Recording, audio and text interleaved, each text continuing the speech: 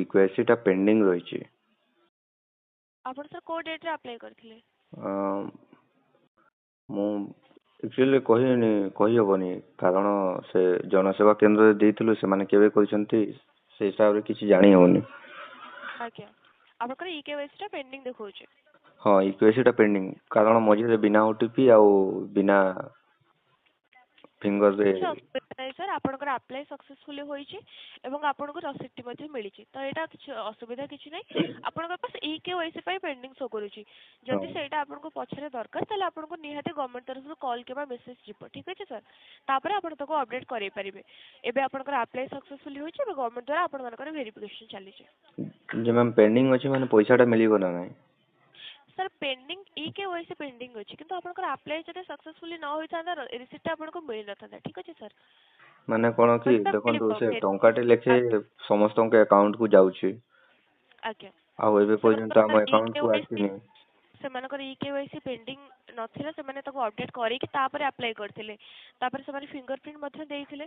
ତ ଯଦି ଏଇଟା ଆପଣଙ୍କୁ ଏବେ ପେଣ୍ଡିଙ୍ଗ ଶୋ କରୁଛି, ଆପଣ ଚାହିଁଲେ ଏଇଟା ଅପଡେଟ୍ କରିକି କ୍ଲିୟର କରିପାରିବେ, ଯଦି ଏବେ ଆପଣଙ୍କୁ ଅପସନ୍ ଆସୁଛି ତ। ଯଦି ଏବେ ଅପସନ୍ ଆସୁନି ତାହେଲେ ଗଭର୍ଣ୍ଣମେଣ୍ଟ ତରଫରୁ ଆପଣଙ୍କୁ ପୂର୍ବ ମୁହୂର୍ତ୍ତରେ ପରବର୍ତ୍ତୀ ମୁହୂର୍ତ୍ତରେ ଆପଣଙ୍କୁ ମୋ କଥା ଆପଣ ଟିକେ ଶୁଣନ୍ତୁ। ଦେଖନ୍ତୁ, ଆଜି ପେମେଣ୍ଟ ପଡିବାର ଅଛି, ଆଜ୍ଞା, ତ ଏବେ ପର୍ଯ୍ୟନ୍ତ ସେ ଟଙ୍କାଟେ ବି ଆସିନି। ଆଉ ଯେହେତୁ ମୁଁ ଆପ୍ଲାଏ କରିଛି ତ ପାଇବି ନା ନାହିଁ ସେଟା ଜାଣିବାର ଅଛି ମତେ। ସାର୍ ଶୁଣନ୍ତୁ, ଯେଉଁମାନେ ସମସ୍ତଙ୍କୁ ଆପଣ କହୁଛନ୍ତି ଯେଉଁମାନଙ୍କୁ ଟଙ୍କା ମିଳିଛି 1 ଟଙ୍କା ଲେଖାଏଁ ତାଙ୍କ ବ୍ୟାଙ୍କକୁ ଆସୁଛି, ସେମାନେ ଏବେ ଲାଷ୍ଟ ଟାଇମ୍ ଯେଉଁ ଗାଇଡ଼ଲାଇନଟି ଆସିଲା ଇକେୱାଇସି ଅପଡେଟ୍ କଲା ପରେ ସେମାନେ ଆପ୍ଲାଏ କଲେ ଫିଙ୍ଗରପ୍ରିଣ୍ଟ ବା ଆଇ ସ୍କାନ୍ କରିକି ସେମାନେ ଆପ୍ଲାଏ କରିଛନ୍ତି। ସେମାନଙ୍କର ଆଗ ଭେରିଫିକେସନ ହେଲା, ତେଣୁ ତାଙ୍କ ବ୍ୟାଙ୍କକୁ ଟଙ୍କାଟେ ଲେଖାଏଁ କ୍ରେଡିଟ୍ ଯାଇଥିଲା। ତେଣୁ ଆପଣମାନେ ଯେ ପୂର୍ବ ସମୟରେ ସବୁ ଆପ୍ଲାଏ କରିଥିଲେ ସେଇ ଟାଇମ୍ରେ ଟିକେ ଟେକ୍ନିକାଲ ଇସ୍ୟୁ ରହିଥିଲା। ଆଉ ଆପଣମାନଙ୍କର ଏବେ ଭେରିଫିକେସନ ଚାଲିଛି, ମାନେ ଡିପେଣ୍ଡ କରୁଛି ସବୁକିଛି ଗଭର୍ଣ୍ଣମେଣ୍ଟର ଭେରିଫିକେସନ ଉପରେ। ଆପଣଙ୍କ ଭେରିଫିକେସନ ପରେ ସବୁକିଛି ଜିନିଷର ଆପଣଙ୍କର ଡକୁମେଣ୍ଟର ଯାଞ୍ଚ କରାଯିବ, ସବୁକିଛି ତଥ୍ୟର ଯାଞ୍ଚ କରାଯିବ। ଯଦି ଆପଣମାନେ ଏଲିଜିବଲ୍ ହେଉଛନ୍ତି ତାହେଲେ ଆପଣଙ୍କ ବ୍ୟାଙ୍କ ଆକାଉଣ୍ଟକୁ କ୍ରେଡିଟ୍ କରାଯିବ। ନାଇଁ, ଆଉ କଣ କି ସମସ୍ତେ କହୁଥିଲେ, ସେ ନ୍ୟୁଜରେ ବି ଦେଖୁଛି କି ନ ହେଇଥିଲେ ବି ଆପଣଙ୍କ ଇକେୱାଇସି ଯଦି ସକ୍ସେସ୍ ନ ହେଇଥିବ ବି ପେମେଣ୍ଟଟା ମିଳିବ। ନିହାତି ମିଳିବ ସାର୍, କିଛି ଅସୁବିଧା ନାହିଁ। ଯେହେତୁ ଆପଣଙ୍କର ସେଇ ଟାଇମ୍ରେ ଆପଣଙ୍କର ଏଇଟା ଗାଇଡ଼ଲାଇନ୍ ନଥିଲା ଇକେୱାଇସି ଅପଡେଟ୍ କରିବା ପାଇଁ, ତ ଏଇଥିରେ ଆପଣଙ୍କର କୌଣସି ଭୁଲ ନାହିଁ। ଯାହା ସେଇ ଟାଇମ୍ରେ ଆପଣଙ୍କର ଗାଇଡ଼ଲାଇନ୍ ରହିଥିଲା ଆପଣ ସେଇ ହିସାବରେ ଆପ୍ଲାଏ କରିଛନ୍ତି, ଠିକ୍ ଅଛି ଲୋକ ସାର୍। କହୁଛନ୍ତି କି ଯାହାର ଟଙ୍କାଟେ ପଡିଛି ସେମାନଙ୍କୁ ହିଁ ମିଳିବ, ବାକି କାହାକୁ ମିଳିବ ନାହିଁ। ଏମିତି କୌଣସି ଜିନିଷ ନାହିଁ ସାର୍, ଏମିତି କିଛି ବି ନାହିଁ। ଆପଣ ଆପ୍ଲାଏ କରିଛନ୍ତି, ଆପଣଙ୍କୁ ରସିଦ ମିଳିଛି, ଭେରିଫିକେସନ ପରେ ଆପଣଙ୍କୁ ନିହାତି ମିଳିବ, ଏଇ ଗ୍ୟାରେଣ୍ଟି ଆମେ ଦେଇପାରିବୁ, ଠିକ୍ ଅଛି ସାର୍। ଯଦି ଭେରିଫିକେସନରେ ଆପଣଙ୍କର ସବୁକିଛି ଡକୁମେଣ୍ଟ ସବୁ ତଥ୍ୟ ଆପଣଙ୍କର ସେଇ ରିଗାର୍ଡିଂ ସବୁକିଛି ଠିକ୍ ରହିଲା, ଆପଣଙ୍କୁ ମଧ୍ୟ ମିଳିବ। ହଁ ମ୍ୟାମ୍, ଯୋଉ ଏନରୋଲମେଣ୍ଟ ନମ୍ବରଟା ଆସିଛି ଆଜ୍ଞା ସାର୍। ସେଟା କେମିତି ଚେକ୍ କରିପାରିବୁ? ତାର ଷ୍ଟାଟସଟା କେମିତି ଚେକ୍ କରିପାରିବୁ? ଷ୍ଟାଟସ୍ ରେ ଆପଣଙ୍କର ରସିଦରେ ଯେଉଁ ଆବେଦନ ନମ୍ବରଟି ଅଛି ଆକ୍ନୋଲେଜମେଣ୍ଟରେ, ସେଇ ନମ୍ବରଟା ନେଇକି ଆପଣ ଜନସେବା କେନ୍ଦ୍ରରେ ଦେଲେ ସେମାନେ ଆପଣଙ୍କର ଚେକ୍ କରି କହିଦେବେ। ସେମାନେ ଆପଣ ତ ଯାହା ବି କହୁଛନ୍ତି ଜନସେବା କହୁଛନ୍ତି କେନ୍ଦ୍ରକୁ, ଜନସେବା କେନ୍ଦ୍ରକୁ ଗଲେ ସେମାନେ କହୁଛନ୍ତି କି ଷ୍ଟାଟସ ଚେକ୍ କରିବା ପାଇଁ ସେମିତି କିଛି ଏବେ ପର୍ଯ୍ୟନ୍ତ ଆସିନି, ସେମିତି କହୁଛନ୍ତି।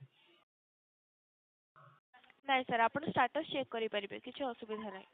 ଯଦି ଏବେ ନ ହେଉଥିବ, ଏବେ ଟେକ୍ନିକାଲ ଇସ୍ୟୁ ରହୁଥିବ, କିନ୍ତୁ କିଛି ଅସୁବିଧା ନାହିଁ। ଆପଣ ଯେମିତି ବି କହିଲେ ଆପଣଙ୍କର ଇକେୱାଇସି ପେଣ୍ଡିଙ୍ଗ ଦେଖଉଛି, ବାସ୍ ଏଇ ଗୋଟିଏ ଏଇ ଇସ୍ୟୁ କେବଳ ଆପଣଙ୍କର ରହୁଛି।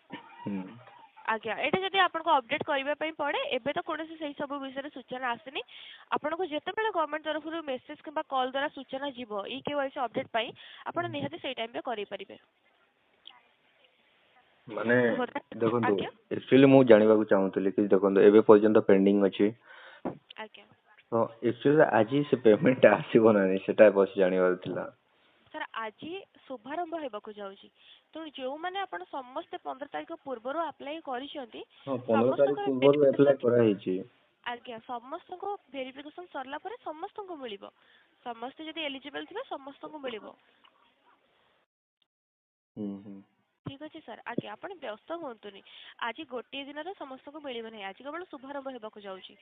ଭେରିଫିକେସନ ପ୍ରୋସେସ୍ ପାଇଁ ଟାଇମ୍ ଲାଗିବ, ଭେରିଫିକେସନ ସରିଲା ପରେ ଆପଣଙ୍କୁ ମଧ୍ୟ ମିଳିବ।